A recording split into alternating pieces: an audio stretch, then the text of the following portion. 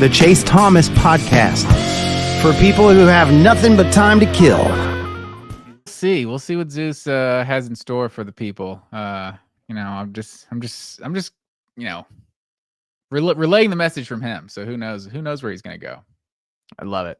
Well, Matt Green, let's kick things off. Without further ado, Tennessee, Georgia. The line has dropped to 3.5 here in Neyland Stadium on Saturday afternoon on ABC. Weather is going to be great, it looks like, for this Saturday afternoon. Earliest time we've played each other in a while. It's going to be a little weird that it's going to be really hot in the afternoon for this Tennessee-Georgia game. What say you, Matt Green, about the Georgia Bulldogs coming into Neyland Stadium on Saturday?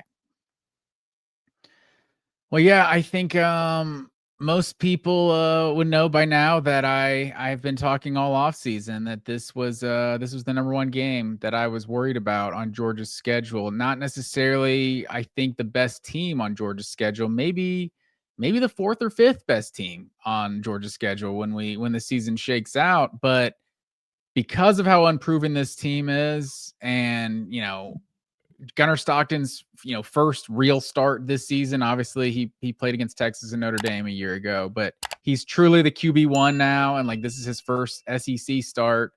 And we don't know what Gunnar Stockton and this offense can truly look like when they're facing a team that can actually test them. From the homer perspective, you could think, Georgia's just being vanilla those first two games, and there obviously is some truth to that in terms of the history of Kirby Smart. It seems like Georgia doesn't bring their best in these kind of cupcake games, but the Marshall game was a vanilla game that you won 45-7. Austin Peay was a vanilla game that you fumbled twice and got stopped on a goal line stand, and just obviously there was the 2-hour delay at halftime for some cupcake game. I feel confident that Georgia was not bringing their A game. As unacceptable as that ever is, you got to play, to a standard and not the opponent. I think there is at least history to back up that Georgia's going to play better against Tennessee than they did against Austin Peay. I feel very confident as that. It's just going to be a different energy, but just in terms of just evaluating what we've seen thus far, there's definitely reason to be worried about Gunnar Stockton coming in there, making his first, SEC start of his career. And that's one of the most interesting parts about all of this is that Tennessee, in the Heupel era, this is kind of an under talked about point here, which is I think Stetson Bennett was really finding his footing at the end of 2021, right? That was Stetson Bennett by the end of that when they came into Neyland. He figured some stuff out. James Cook was a huge weapon, a huge asset. He was an older player. Sorry, you could argue that was his breakout game. That game that kind of truly, the fan base trusted him because he made that little run. That was a nice little play. Yeah, he actually was making some plays in that game. 100%. And then obviously 22, leader, older quarterback though. He was an older, established guy, wins the national title that year as well. 23, you have a guy in Carson Beck who waited his turn for a long time. And then in 24, another guy who went into the season as a preseason number one overall quarterback and another older, early to mid 20s quarterback. So Tennessee, this is the first time they're going to get an inexperienced Georgia quarterback, a younger Georgia quarterback. He's waited a little bit, but Gunnar Stockton is still an inexperienced guy. Yes, he's played in college football playoff games now, but this is his first road SEC game. This is just uncharted waters for Kirby and company, where it's one thing with Stetson and the way Stetson was wired and the way because one of the differences in Stetson and Gunnar, I think they both love and bleed red and black and have the potential to both go down as just great DGDs for Dog Nation. But the difference to me, though, is Stetson was a gunslinger, man. Kind of in the Aguilar side of things. It's just he was not afraid to go downfield and make mistakes, right? He was pushing the ball vertically.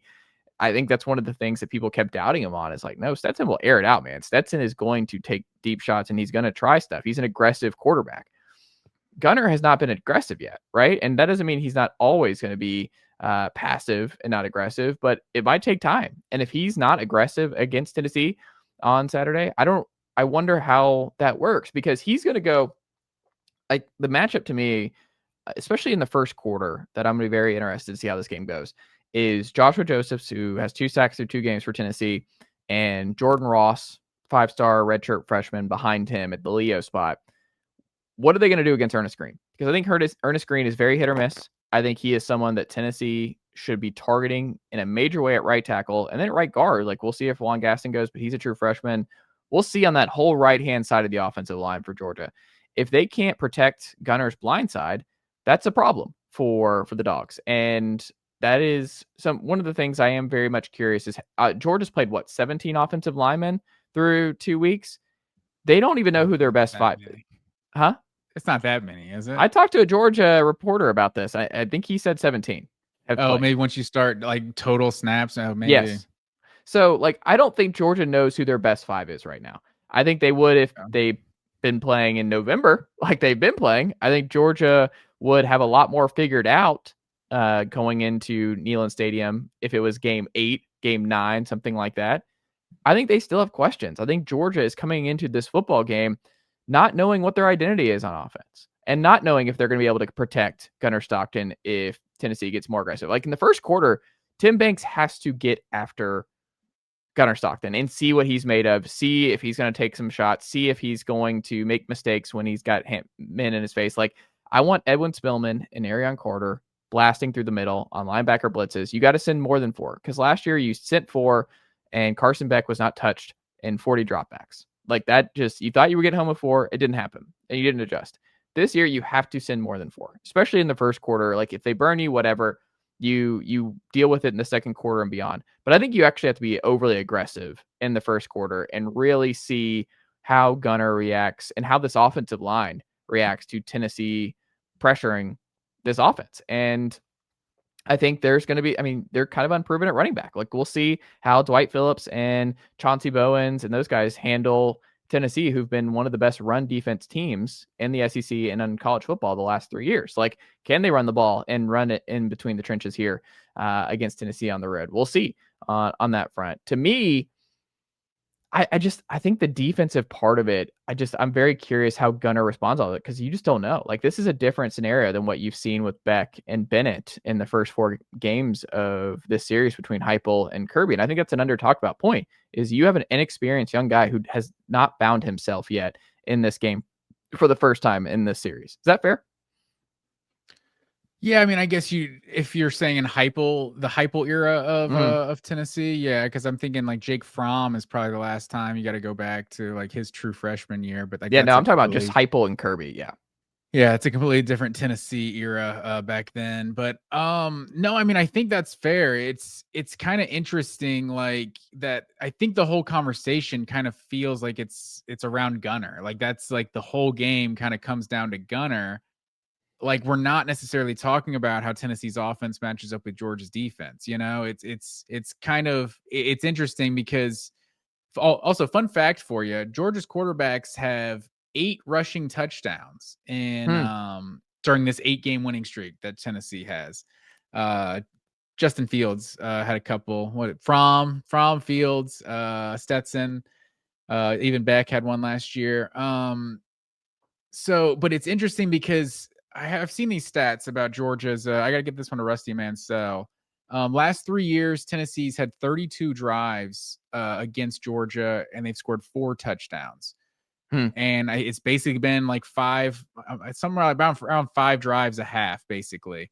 And we've seen what this Tennessee offense can do against everybody else. Like, not that you're like hyping up the 70-point performance against East Tennessee State or anything, but we've just seen kind of year in and year out this team average over the last 4 years. Heupel has averaged 40.3 points per game against everyone but Georgia, and they've averaged 14.3 against Georgia. So it's almost like we're going into this game kind of just all accepting that like this is probably what's going to be again. Tennessee's not going to have their best game against Georgia. Maybe they score 17 points, maybe it's 20, you know, because 17 is the most they've scored in 2021 and 2024. But it's like this Tennessee team, the way they're designed this year and even last year, they could beat this year's Georgia team with 17 points, like with 20 points, because we don't necessarily know where the floor is on Gunnar Stockton at this point. We know we felt confident, like Carson Beck was having his struggles a year ago, but it's like, we know Carson Beck is still a big time D1 quarterback, and Georgia's playing at home and all that. We don't know that Gunnar Stockton isn't Brock Vandagriff, to be honest, like at this point, you know what I mean? Like, he hasn't done anything. I assume he's better than a guy who's not playing football anymore, but Brock Vandagriff was a former 5-star, and then you didn't really know what he wasn't until he actually started getting starts. So I personally believe he's better than Brock Vandagriff. Let me get that straight. But I think it is, it is worrisome to have to put so much of this on Gunnar, and maybe it doesn't have to be put on Gunnar, and maybe the run game is really good. I mean, last year Georgia had the second worst run offense in the SEC, and they still managed to rush for over 100 against Tennessee. Granted, that was at home, but it's like, so even without ETN, without a dual threat quarterback, they were still able to run the ball respectably against Tennessee a year ago, against a really good Tennessee front a year ago, against a front that may have been better a year ago. They could be just as good this year, but we just don't know at this point. And like you said, with the offensive line, I think Michael Ewini is potentially starting at that guard spot. Also, Dontrell Glover is a guy who played a lot in the last game, and from what people are saying, played really well. I mean, that's a true freshman going in, getting his first career start in Neyland Stadium. If that's the case, like, it's hard to be too confident about that. So that's why at the end of the day, it feels like so much of it comes down to Gunnar. And I mean, obviously Tennessee has those injuries at corner, so that could definitely help Georgia have success in the pass game. But I mean, if Gunner's not making the throws, then it doesn't necessarily matter who the corners are. Well, and on the flip side, one of the things that has not happened yet in this series, that for Tennessee, I think, to upset Georgia in the spot and win this game outright, is Tennessee's receivers are going to have to win on the perimeter some. That has not happened through 4 years. Is Georgia, they hold, they're aggressive. We were talking about this week, where Georgia's secondary has the reputation that Rick Barnes and Tennessee has, where you go into the game, Tennessee is going to be very physical, and you can't call fouls all the time on Tennessee. Like, Rick Barnes has an elite defensive team. They're physical, and that's just kind of like, refs know when they call this game, it's like Tennessee is going to be like that, and you can't just call Tennessee for fouls all the time. And I think that's kind of the deal when Georgia's coming to town. Their secondary is physical, and they're going to grab you, they're going to pull, they're going to do stuff to see what they can get away with. And there have not been a lot of penalties. I mean, that first drive in 2021, where Keely Ringo got flagged on a go ball to Javonte Payton, when he beat him on the perimeter, they got a flag for that one, but he tackled him. Like, he just straight up tackled him, like, to save a touchdown. But I will say that is something Tennessee's going to have to overcome. And I think Mike and Braylon are super talented redshirt freshmen. We'll see what they look like. Chris Brazzell is off to a good start, 14 receptions, 2 TDs. But to this point, no one's broken through in that regard. No one's been able to handle Georgia's secondary. And I don't see how Tennessee wins this game if the chunk plays aren't there. Like, I think they have to do it through the air. They have to have those plays where last year, I believe Miles Kitzman led Tennessee in receiving. You're just not going to win this game if Tennessee's tight end leads you in receiving. Like, that's just not how you're going to beat Georgia. And I think Aguilar is going to take more chances than any quarterback in this series has taken for Tennessee. Like, I think he's going to throw some stuff up. It's one of those questions, like Bud Elliott was talking about it this week, of like, is he fully out of the App State stuff where he led FBS in interceptions a year ago? Or will we see some of that come back this week against a top 5 defense in college football? How does he handle Georgia's front 7 versus Syracuse and ETSU? I don't know the answer to that. Like, we'll see on that front, but he's 24. He's been cool, calm, collected. I do think Heupel's offense will also just keep him from really unraveling in any crazy way, and just kind of the chance they do take down the field and to the side. Like, I just don't think there's gonna be a lot of opportunity for a lot of picks for Aguilar to really unravel in this game. But I do think he has to hit some deep shots. Like, the Tennessee has to hit a couple of them. It doesn't mean they have to hit 5 or 6 like they did against Alabama. They have to hit 2 or 3. Like, I don't know if Tennessee wins this game if we don't look in the box score on Sunday morning and one of Tennessee's receivers doesn't have a 60+ yard touchdown catch. Does that make sense? Yeah, that's interesting. I guess it's just because I'm not that confident in Georgia's offense right now. It's hard for me to say that Tennessee has to have those kind of plays to win. But I guess in terms of, you're more likely to get a big play than to kind of have a consistent like 10 play, 80-yard drive or something. Just kind of just break Georgia's will or something like that. I can kind of understand that logic. And I'm really curious to see what Georgia does at the second cornerback spot this week, because Dalen Everett was back in week 2, and you saw Daniel Harris and Ellis Robinson, like that competition is just kind of still going on into the season. So like they both started against Marshall with Everett out, but Ellis Robinson gets his first career interception last week. Like Daniel Harris is like a freak athlete, just insanely big, tall and long for a corner. So I think Georgia feels good about their corners. I don't know who the number 2 guy is right now. And then I think KJ Bolden, maybe the best player on that defense. And these linebackers, I think I talked so much about these Georgia linebackers all off season, and I think I may have even undersold how good they are. Like Chris Cole's a player.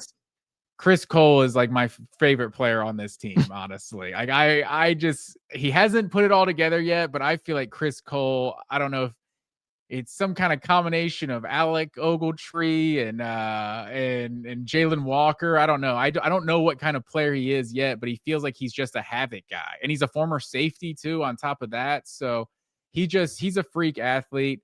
I think Raylan Wilson is the one that kind of like raised his hand like, hey, by the way, you guys, I was like a 5-star, like super big time coming out of high school as well. Like I think everyone was talking about Justin Williams and Chris Cole as being the 2 next guys. CJ Allen was the one getting kind of the preseason, first team all SEC type of love. And Raylan Wilson through the first 2 games has looked like the best linebacker of any of the 4. So it's I feel like this group is just so versatile, like especially like the edge rusher spot was like one of the things Georgia fans kind of worried about.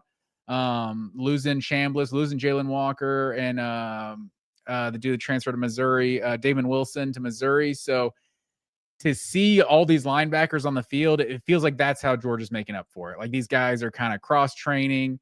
Elo Mendoza, like there's a lot of hype around him coming out of Army, and Gabe Harris is the one that's kind of stepped in, probably playing the most.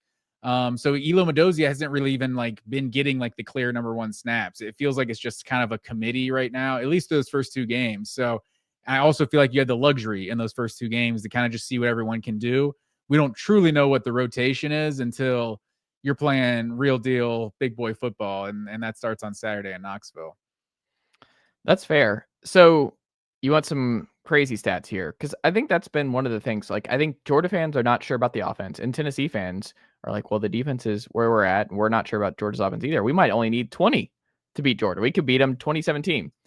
I don't think that's been the case. And historically, that has not been the case. So when Tennessee has beaten Georgia, so in Athens, 34-31, but let's just go straight Knoxville. When Tennessee has beaten Georgia this century, 38-31 was the last time they won this game in this series in Knoxville. So they scored 38 there. The last time before that, 2015? Yes. And then 2009, 45 points. They won 45-19. 2007, 35-14. And then let's see here. 2007, one of the strangest games ever. That was just a straight up beatdown for like, yeah. I remember D'Amico Goodman made like an amazing catch when it was like 35-7, like a one-handed catch, but it's like no one remembers it except for me because it wasn't important. Well, and then you go through it, and that was the last time they didn't win at all in the early, from 2000 to 2007. So yeah, 2007 was the last time, or the oldest time here in the 21st century. But you go through it, man. Tennessee usually has to score 30 plus points to win this game outright, and we'll see how this ultimately goes. When Tennessee last beat Georgia, it was October 1st, so it was closer to September. It was closer than the Novembers, where Tennessee obviously did not win in that later schedule situation. But Tennessee has not played Georgia this early since Matt Green, 1995, when they played on September 9th, and they beat them 30-27. They definitely beat them because that's one of the two teams in the SEC that Georgia was winless against in the 90s.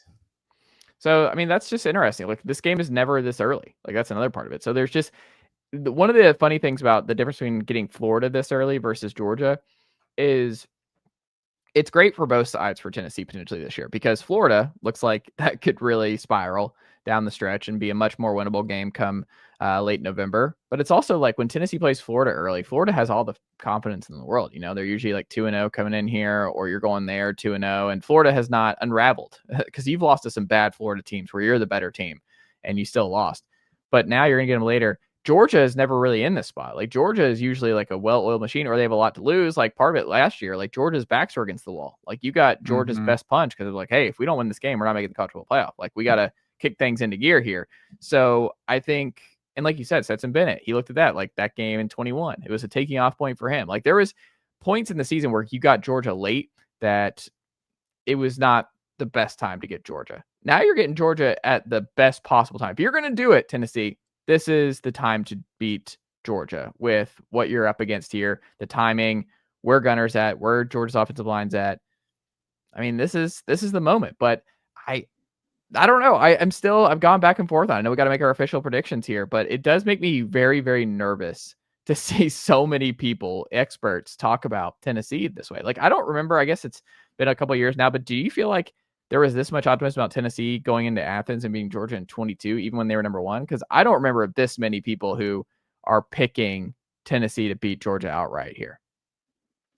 I think in 2022 there may have been, but yeah, that's what's interesting to me, is because I don't know that this isn't their worst team of the last 4 years, to be honest. Like, I don't think we know if this team, I would assume they're not as good as 2022. They might be better than the 2023 team with Joe Milton. What did they go 9-4 that year?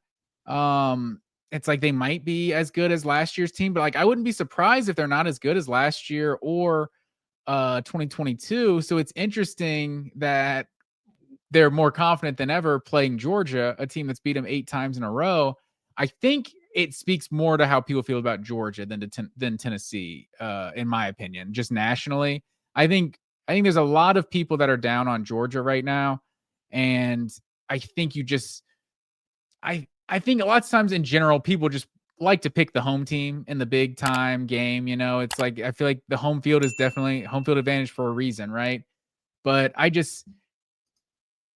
think at the end of the day, it's Kirby Smart versus Josh Heupel, and I think you got to go Kirby Smart over Josh Heupel until proven otherwise. I think the fact that the point discrepancy is so much different. It's one thing if it's just like, and it's also, last year is another thing. Last year is at home in Athens, but last year is one of those that it's like Georgia's defense didn't even really seem that good, right? Like, they gave up the most rushing yards per game. I think it was close to 130 rushing yards a game a year ago, like the most since 2018, maybe the most in the Kirby Smart era.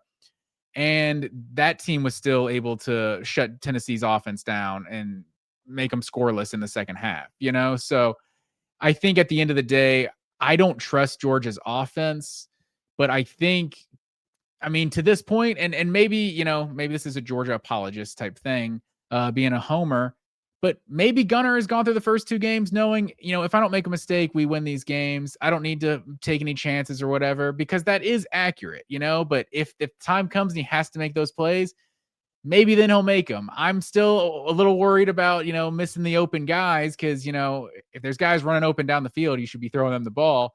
And you also shouldn't be that worried about making mistakes, because, you should be focused on making plays. And like we said, like, that's what Stetson did so well. That's kind of been like the narrative about Gunner, is that he's Stetson-esque. Like, I feel like saying he's Stetson-esque kind of feels disrespectful to Stetson. Like, Stetson wasn't like some game manager, like you're saying earlier. Like, dude was a playmaker. He kind of was a gunslinger. So it just feels like what people say when a guy's not a 5-star. But I just think, while I don't trust Georgia's offense, and we don't know what this defense is made of yet, to be clear, like they've looked really good. I think just the athletes, just the way this team moves, I just feel like they look better defensively than they did a year ago.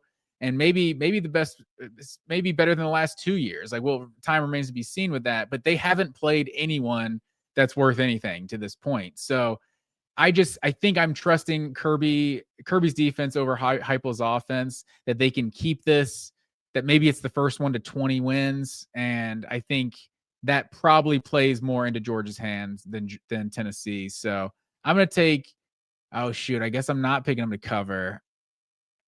I feel bad omen not picking them to cover, but I'll take Tennessee to cover the spread, but I'm going to take Georgia 23-20. Interesting. I think Georgia's defense is legitimately really good. I think their front seven is better than it's been the last couple of years.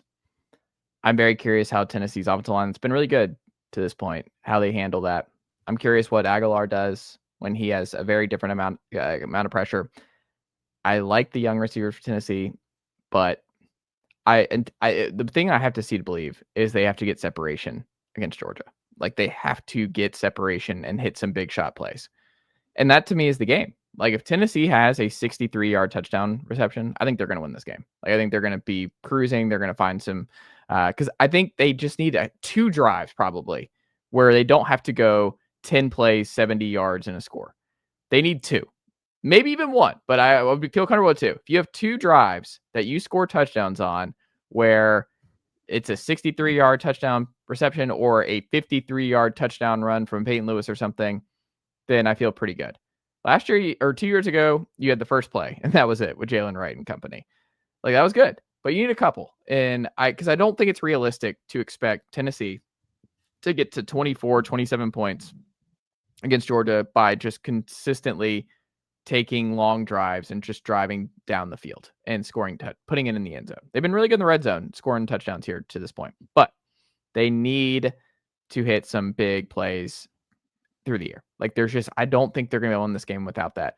So for me, I'm just not there. Until I see Georgia win on the perimeter against these Georgia secondary guys, I can't predict Tennessee to win this game until I see it. I think Tennessee is going to be in this game, but for Tennessee to win, Mike or Braylon or Brazel have to go off. They have to have a couple big plays where they're pushing 100 yards receiving or something after. And I'm not sure that that's going to happen here. I think it's putting a lot of pressure on these 2 redshirt freshmen and Braylon and Mike. Brazel's had a good start, but I don't know how Brazel's going to do against the press man here against Georgia. He didn't do anything against Georgia last year. We'll see how it looks on this go around. I think it's going to be Tennessee's going to give him a great shot. I think this is going to be a super close game. I think this will be the closest this game has been in the fourth quarter to this point in the series. I think Tennessee is going to really push Georgia this go around. I don't think they're going to be able to create enough chunk play touchdowns to win this game outright. So I would be very thrilled to be wrong about this, but I'm going to go 23 Georgia, 17 Tennessee. Wow. Heupel can't get over 17 once again. I think the defense keeps them in this. I think the defense gives Gunner a lot of problems. I think Georgia fans don't feel great about the offense coming out of this game. They're like, I'm just happy to get out of there. And I think there's more mutual respect that like, okay, Tennessee's closer. Tennessee is getting closer and closer.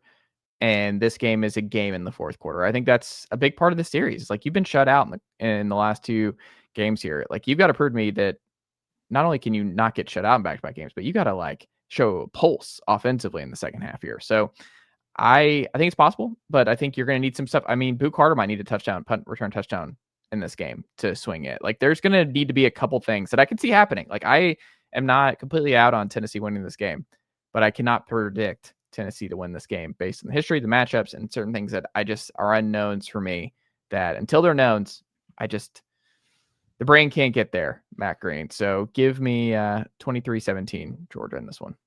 Wow. Shocking the people. Yeah, because I mean, as much as it's being made about Gunner, and I think Gunner is obviously a huge part, I think Gunner is almost like if Gunner's playing well, I think that could be a scenario where Georgia could beat Tennessee big or something. You know what I mean? But I think there's a scenario where if Georgia's just running the ball well, Yeah. They can just, play the possession game and just kind of keep this, take the ball, take the, what's the term? Take the wind out of the ball. What am I trying to say? Wind out of their sails.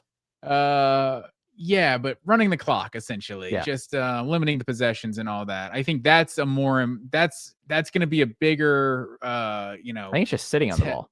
Yeah, that's fair. Whatever the expression is, whatever that's going to be a bigger tell if Georgia wins this game. How well they run the ball versus how many touchdowns Gunnar throws for or something. Well, nicely done, nephew. The Chase Thomas podcast. Hell yeah.